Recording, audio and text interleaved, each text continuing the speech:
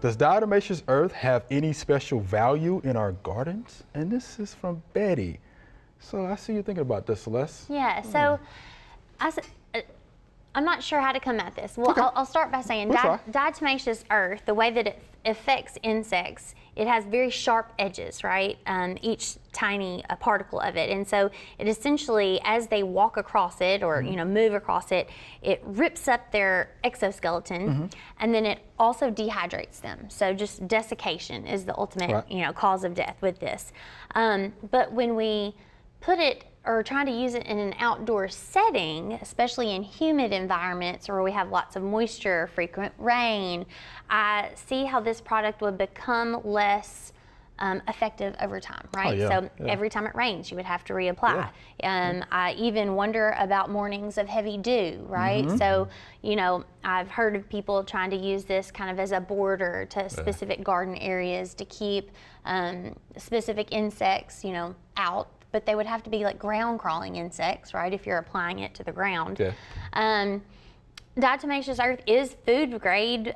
I mean, so technically you could put it on the plant. I just don't see a super practical use in an outdoor setting. But I see how it might be able to be used more in an indoor setting for control of like household pests that may be trying to come inside. So those are my thoughts on DE.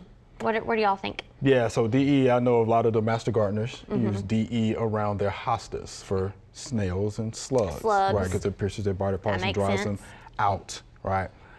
Dry environments though, if it's moist, if it's damp, you're gonna have to reapply. It's not gonna work. It's not gonna be effective. Right. Right, so that'll be my only thing about that. And then two, this will also affect those beneficials that are crawling around on the ground as well. That's I just thought about that. It's not targeting just pest insects. Yeah, so, that beetles, can be tough. we have lots of beneficial ground beetles. Tough on those beneficials that are in the garden. So yeah, those are my thoughts, on it. And of course, DE is, fossilized organisms, of course. But yeah. Pulverized, ground up. Pulverized, ground up. It is it comes in a powder and liquid form. If you use the powder, be careful. If you have respiratory issues, for sure. But outside of that, it could work. Organic gardeners, use it. It could be a tool, just like everything else is, right? We've got to use lots of different tools to end up with the results that we want. It can work, Just read and follow the label.